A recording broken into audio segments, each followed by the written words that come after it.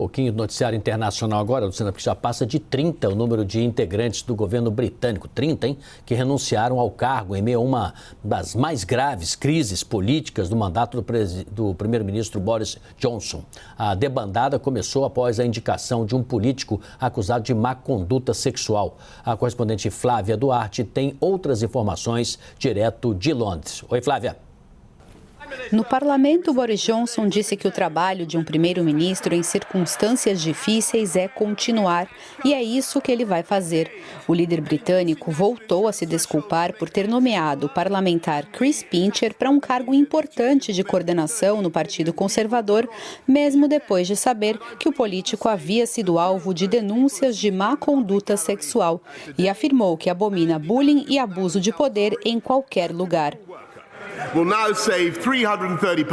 O líder da oposição acusou o primeiro-ministro de promover um predador sexual e de mentir mais uma vez à população britânica. Sir Keir Starmer disse que o Partido Conservador protege um líder corrupto e chamou o governo de Boris Johnson de um espetáculo patético. A última crise no governo se agravou depois que o secretário das Finanças, Rishi Sunak, e o secretário da Saúde, Sajid Javid, dois dos principais integrantes do gabinete do governo, entregaram suas cartas de demissão com poucos minutos de diferença. Desde então, vários outros ministros, enviados e secretários parlamentares também deixaram os cargos. Sunak declarou que o público espera que o governo seja conduzido de forma adequada, competente e séria e que vale a pena lutar por esses padrões.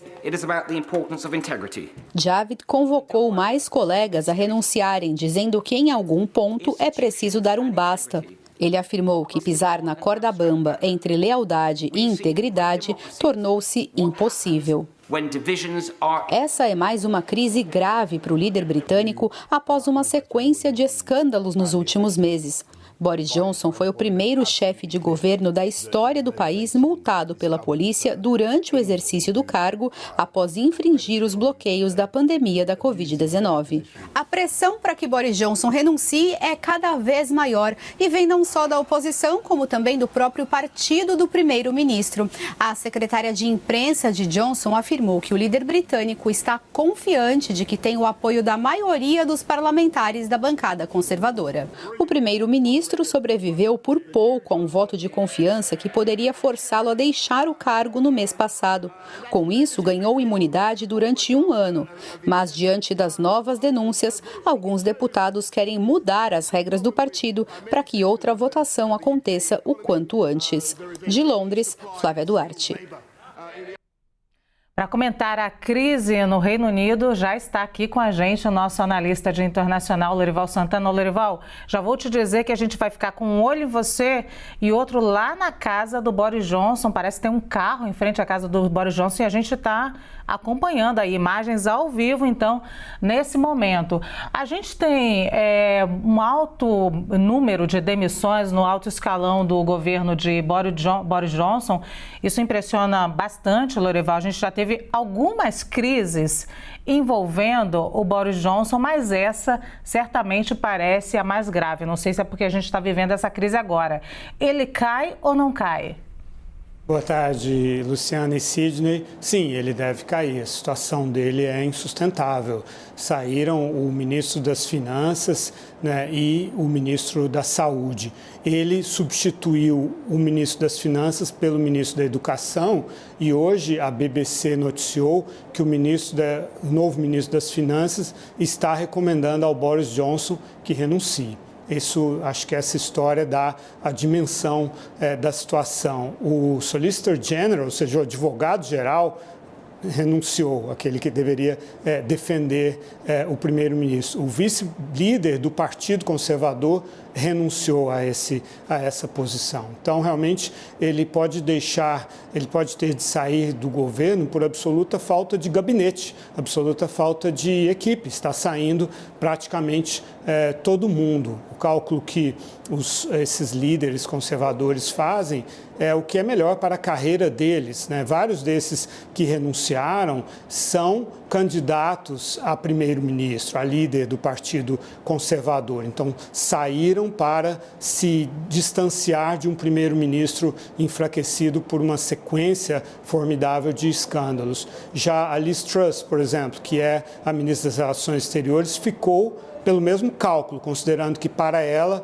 demonstrar lealdade, que fica até o fim, pode ser interessante para poder assumir depois essa liderança. Então você vê que não tem ninguém aí apostando na sobrevida do Boris Johnson, está todo mundo jogando aí. E aí existe uma questão fundamental que é, na semana que vem, haverá a eleição do Comitê 1922, que é o grupo de parlamentares que aqui a gente chamaria de baixo clero, os backbenchers, que não têm cargos de liderança no partido e no parlamento, e esse grupo pode mudar as regras, porque ele está protegido, como a Flávia disse, por essa regra de que só daqui a 11 meses poderia haver nova moção de desconfiança. Se essa mudança for feita, ele pode sofrer imediatamente um novo voto de desconfiança.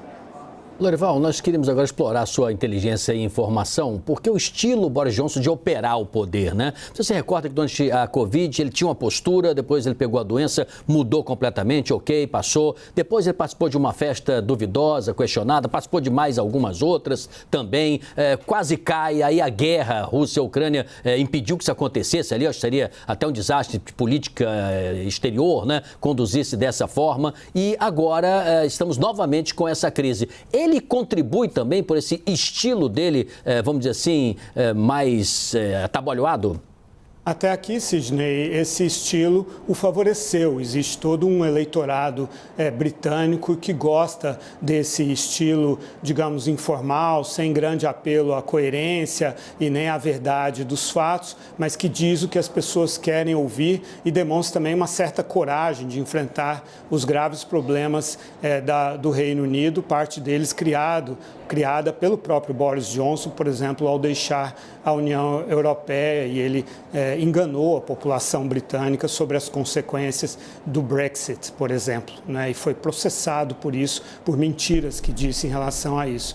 Então, até aqui ele conseguiu navegar dessa forma. E, aliás, na carreira inteira dele, ele foi jornalista, era correspondente do Daily Telegraph em Bruxelas e se gabava de inventar histórias a respeito da União Europeia para poder criar ressentimentos, raiva dos britânicos contra a União Europeia. Então, essa é a carreira dele, essa foi a opção que ele fez lá atrás, desde o início. Agora, ele aparentemente vai pagar o preço por essa opção. Algum dia a verdade prevalece, né? A mentira não pode durar para sempre. Muito boa essa frase, então, para a gente encerrar agora essa primeira rodada de pergunta aqui, né? Porque o Lorival vai passar o dia inteiro, a tarde inteira e a noite inteira acompanhando esse caso aí, vai voltar a qualquer momento aqui na programação da CNN. Obrigada, Lorival Santana.